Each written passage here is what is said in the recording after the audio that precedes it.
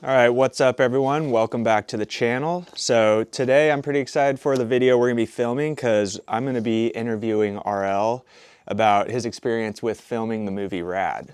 So this isn't something you've really talked about before in anything. I've talked about it on online a couple of times, but not as in depth as I think you want to go this time. Yeah, so as you guys can see, I've got a list of questions. I've been doing some research on the movie and just like the history behind it, so I could ask RL all the interesting things that everyone's been wondering about. Anything you want to say before we get started? No. No? Okay, well, as always, be sure to give us a thumbs up if you enjoy the video, and don't forget to subscribe to the channel if you haven't already. And I guess we're just gonna hop right into it and get started.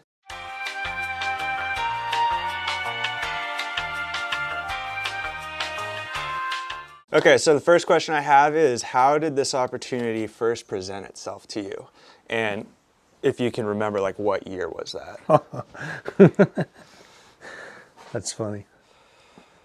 You're joking about the year, right? There's no way I could remember that. Okay, well, you can just answer it however you want. Okay. Let's see. I don't know. I was on tour with Ronnie Wilton. I know that. Ronnie Wilton and Richie and Fred Blood, I believe. And I had been touring forever. I toured with Mike Buff, and I started touring with Ronnie, and we were on the road on our summer tour in the United States. And man, I just actually hit a wall. I was sitting in a bathtub drinking Jack Daniels, just staring into the abyss. And I got a phone call from my manager, who was Darlene Lear. She was great, and said she was really excited, and said that there was a movie that they wanted to make, and they wanted me to kind of guide them, help with the writers, ride in it, be as involved as I wanted to be. And I had another 2 months on my tour, and then I had other dates set up, and I was like, I just can't do it. I was done. I needed a break, And she called me back. She would talk to the producers or whoever was putting RAD together, and they called me 3 or 4 times with a very generous offer.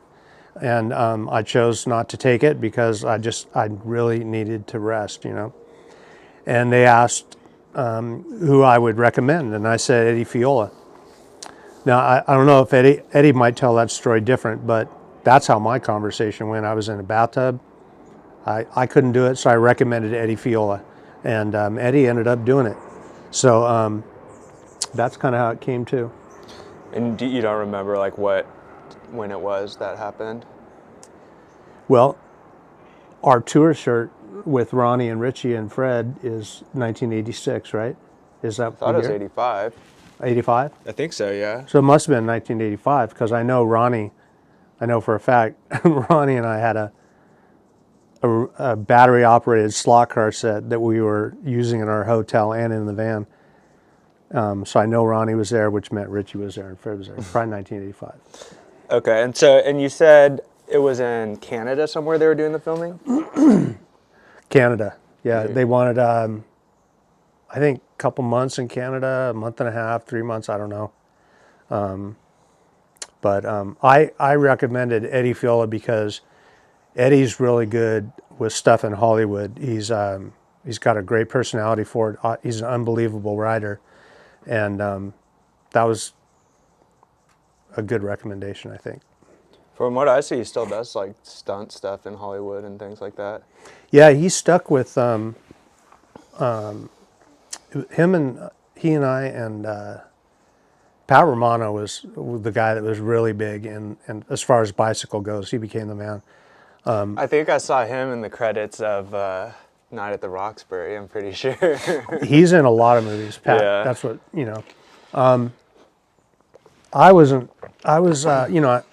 anyway, I did a certain amount of stuff in Hollywood. I did a lot of commercials and stuff, but it just really wasn't my bag, I think the most infamous, well, other than RAD, would be the Mountain Dew commercial. The Mountain Dew commercial, Racing the Horse. Oh, yeah. Well, That wasn't a commercial though, was it? No, but that was same type of thing. Oh, right, that's Hollywood, yeah. Okay, so you kind of unloaded a lot after that first question. So you just got back from tour with Ronnie, Richie, and Fred. When I got the offer, I was on tour. Oh, you were still on Yeah, tour? we were in the middle of tour. So you were just in your hotel room in the... in a tub with a cup of Jack Daniels, and I was like... And how much of the tour left was there at that point, would you say? We were probably halfway through, you know? And did you make it through the rest of it? Or? Yeah. Yeah. Oh, yeah. Okay, so you got the call and you denied and you guys negotiated back and forth. And I guess you recommended Eddie, but you obviously still at some point did the, I guess, intro and the outro credits. You filmed something for it. So how did that come to fruition? That I don't know. They just said they wanted to get some shots, some introductions or something. I think they might have shot that at Wizard Publications in the street. Mm-hmm.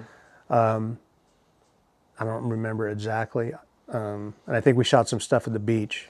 And so I did that, and then we did a thing with Talia Shire, because she was in the movie, right? I believe so. That was the main actress. Yeah.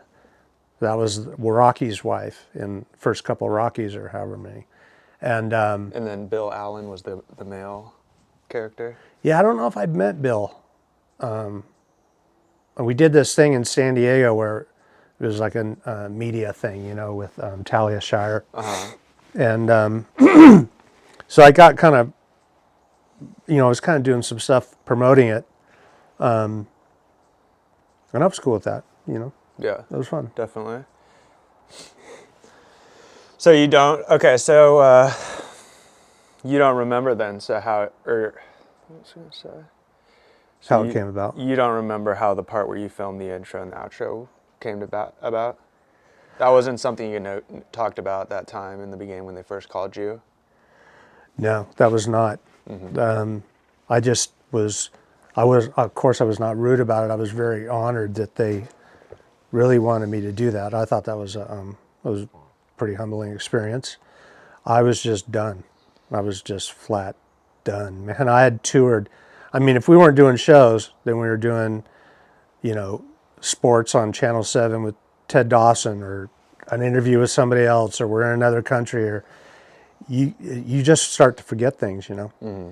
But this will probably be a different interview, but it sounds like that's what kind of started to lead to you getting out of the sport. That just feeling done with or just worn out almost. The business is when I started my own business, and you get to see that side of it, and the constant touring, it probably all added up. But I'm going to tell you honestly that sitting in that tub and turning down the movie was one of the best things I learned about myself. And that was that there was a point where there was other things that were more important than the money. Mm-hmm. And that was something I did that a number of times in my life. Made radical choices because that's what I wanted to do, mm-hmm. and quit worrying about what majority says. And I've been thrilled with those. It was kind of like a reclaiming of myself. Definitely. Yeah. Freeing feeling. Mm-hmm. And so looking back on it, how do you feel? I mean, you kind of already answered this, but how do you feel after all these years and seeing how big of an influence RAD had in the BMX scene? How do you feel about passing up that opportunity? I never regretted it. Never. Mm. You could ask. It was just a time when I had to kind of say, I need to recover. Right. You know what I mean? Absolutely. But no, I never regretted passing it. I did regret one thing. I hope this doesn't piss anybody off, but I'm going to be honest about it. I think that somebody should have spent more time with the actors on teaching them how we really talk, because bike riders have their own slang or their own way of talking, and it's critical. It's just critical. And every time somebody does a movie about a sport and they hire an actor who doesn't know how those guys really talk, everybody that's in the sport knows the guy's not really into it. Mm-hmm. I'm not saying it's about Bill. I thought Bill Allen did a great job, and but I I don't know if somebody spent time with him. If I was there, I would have spent a lot of time with him. I would have taught him how to ride a bike with his elbows out, because that's how we rode, so that when he was on the bike, he looked comfortable, you know? Now, I don't know, maybe there wasn't much time to teach him that, but so I regret that I didn't have that, but there's just no way, as I look back, that I could have made it, or I just didn't want to do that, you know? Yeah, That was done. Makes sense. So do you remember any of the experience of filming the intro and the credits for the movie? The only thing I remember is, no, that wasn't that movie. That was something else. I actually do not remember. I don't remember. I mean, I know I saw the beach scene, and I said, that looks familiar. Where was that? Hermosa? It looked like it was in Redondo, maybe, along the boardwalk. And I have no recollection of that filming. It's horrible. Getting old. And you said part of it was done at Wizard, like where you guys are riding the I think so. Yeah, I think some of it was done at night or on a foggy day. But we shot so many things at Wizard, so many different, videos or little movies or whatever, that it's hard to remember, But when I came back into the sport a year ago, I was amazed that the following that RAD had attracted. And I was talking to people like a friend of mine in Florida, Richie Pierce, and man, he loves that movie, and he wants patches, stickers, and people collect stuff. And I know Eddie Fiola and Martin do a lot of promotion for it. And I was really amazed that there was such a huge following. And what they said was that was the movie of our sport, And I get that now, I do get that. Yeah, I was going to say, that's one of my questions, is what do you think RAD means to the BMX community? Why do you think it, because it still seems like it's very relevant today in BMX. Yeah. And it seems like, although it's a little corny at times or not super authentic, it's kind of like, I don't know, it seems like it's still really important to the BMX community. So what do you think that is? Why do you think that is? Well, because, Hollywood, when they pick up something like that and they make a movie about your sport, that's kind of it's one of those things about your sport has made it. It's an acknowledgement. It's an honor as a sport to have people in Hollywood willing to spend that kind of money and that time to make that kind of movie, with, movie stars. It's a big deal. And people go see it. Everybody saw it. It was a great thing for our sport. A lot of stuff in there, like I think it's Jose Yanez that did the backflip. First guy to do a backflip did it in that movie. Oh, really? Yeah. I didn't know that. Yeah. With coat hangers wrapped around his pedals, from what Eddie told me. To keep him locked on the bike? Yeah, because everybody thought you'd fall off your bike. That's crazy.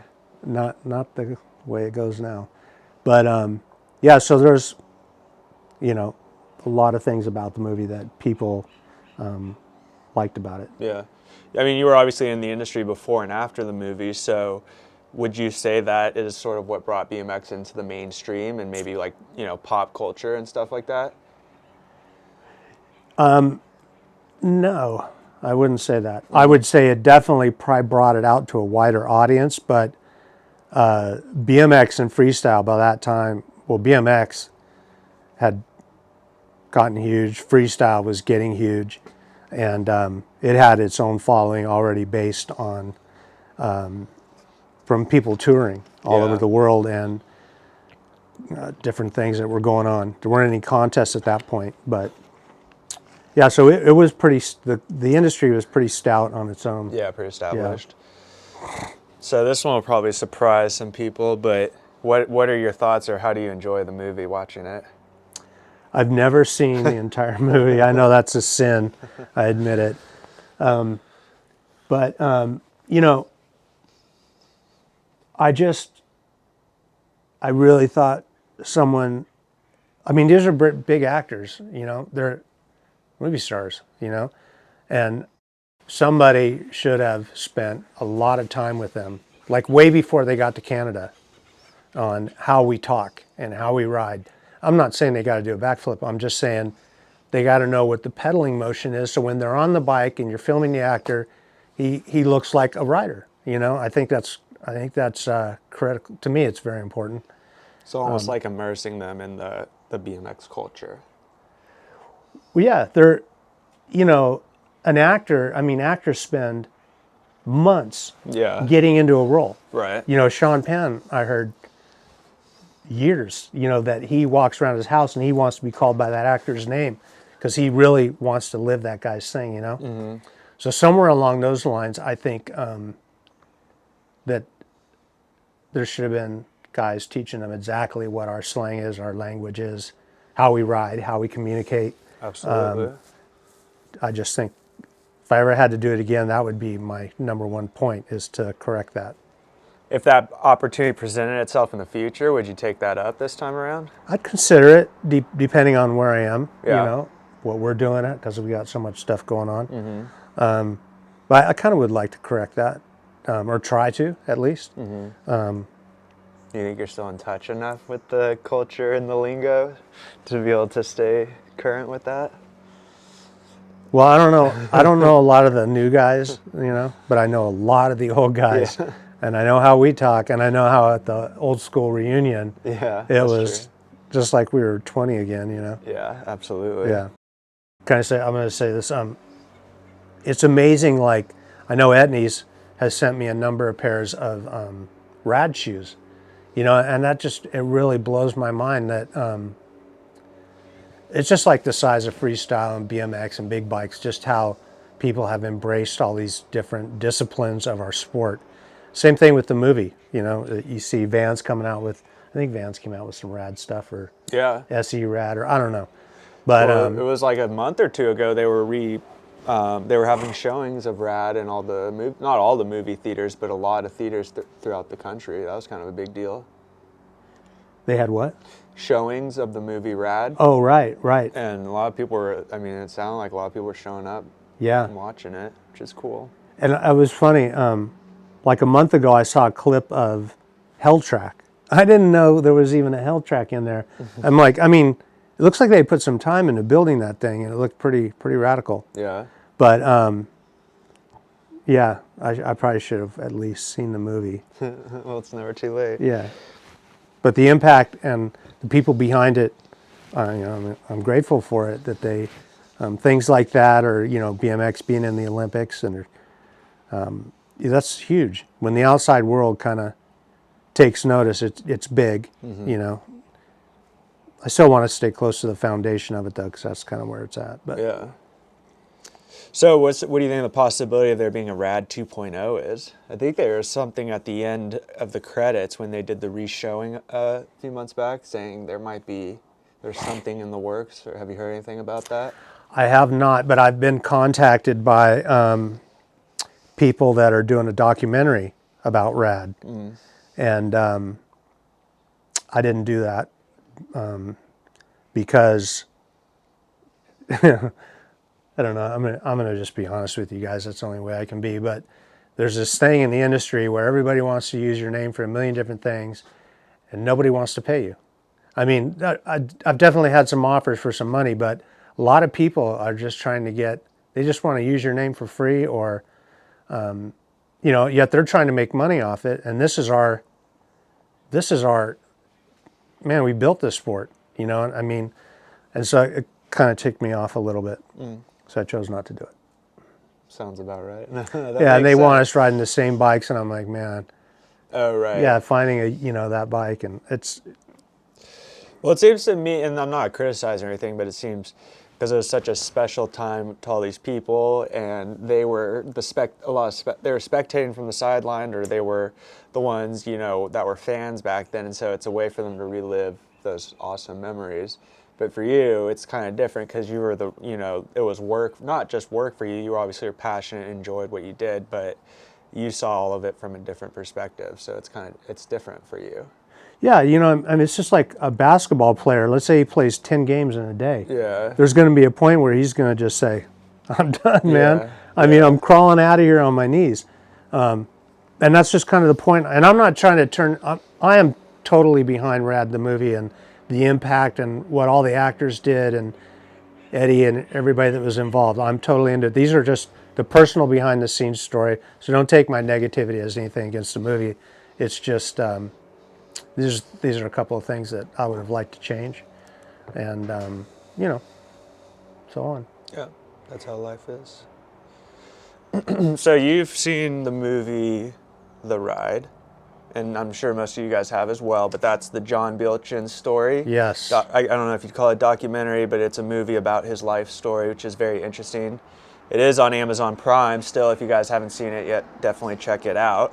But my question, or the reason I'm bringing that up, is would you say that the movie The Ride is almost like RAD 2.0? It's almost like the new RAD. I didn't look at it that way, but I was just getting to know John when that movie came out, The Ride, which I thought was fascinating to see what he went through and the changes he made with, his parents investing in him and hanging in there with him, and the changes that John made to come around is, it's incredible. Yeah. So that was I really enjoyed that. But do I think that's like RAD? I kind of saw it different. This is more about one person, Yeah, I guess when I say is it like RAD 2.0, I mean, is it kind of like, RAD was a really big deal for everyone because it was like you said, it was them seeing BMX in Hollywood for the first time. And it seems like The Ride, I guess there was Joe Kidd on a Stingray, which was about 2000s, early 2000s that came out. Right. So it just seems like this is the latest big thing in Hollywood that's BMX focused. That's kind of where I was going with that, at least. Yeah, I think Joe Kidd on a Stingray is more documentary style, where the RAD was a story-based type of film. But I know, God, I always get the guys mixed up.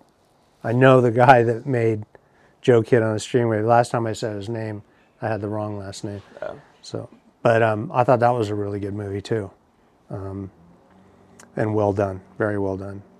Cool. And I'm sorry, what was your question? It wasn't. I was just kind of saying like how it seems like The Ride is the latest installment of BMX in Hollywood. Yeah. So I just thought that was an interesting thing. Yeah, I think it's really important to it's like I was watching a surf movie, right? And you have all these great surfers, that are been around and that are incredible, right? And then you see this guy surfing, and he's on a super small wave, and you can see his feet are really shaky. Probably stood up on a board, and they're doing all this trick photography to make him look like he can surf. But every surfer in the world knows doesn't know how to surf, or is not doing a good job of it. I think and I think the riders also, if you pick riders to be in the movie, they should, if they're doing any acting, they should be good at their acting. Yeah. Or try to be. Like I know Eddie Fiola has a great personality for that. But you got to kind of bring both those worlds together, which is probably harder than it sounds. Mm-hmm. But yeah. Was it Point Break that you were watching? No, Point Break.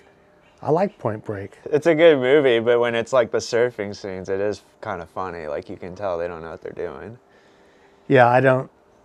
I'm not sure. I know that Patrick Swayze was in the first one, right? Are you talking about the new one or the old one? The old one, yeah. Yeah, I know Patrick Swayze would, like, if he was doing martial arts in a movie, he trained his ass off. Oh, really? Keanu Reeves, same way. They train until they almost become like not an expert, but to where they know what they're doing. Yeah. Shooting, whatever. They really get into that role, and I think I admire that. I really do. Definitely. Yeah. Method actors. Okay, well, that's pretty much all the questions I had. Is there anything else you'd want to mention or say in regards to the movie RAD? I'll tell you, I get asked about RAD all the time. It comes up all the time. It's had a huge impact, and for everybody that was involved, the writers, the actors, the producers, the money that was behind it, I commend you on taking that kind of risk and building our sport like that. My complaints are just because I'm being honest. And I don't know how to be any other way. Yeah. But no, I think if there was a RAD 2, maybe they could kind of polish those areas a little bit. Yeah. Yeah. Or you can help this time. Maybe. Maybe. I don't, I talk with the old crowd. I don't know how the new Yeah, that's all the true. new words, Yeah. Yeah. They got a whole different writing style and everything. All right, well, as always, we just want to thank you guys for watching. We hope you enjoyed this video. This was actually a suggestion someone had made that they wanted to see, so we always appreciate those suggestions, and if you guys have any other ideas for videos you want to see, be sure to comment that below and we'll try to get that taken care of. Other than that, if you enjoyed, be sure to give it a thumbs up and subscribe to the channel if you haven't already, and I guess we'll see you guys next time. All right. Thank you, guys.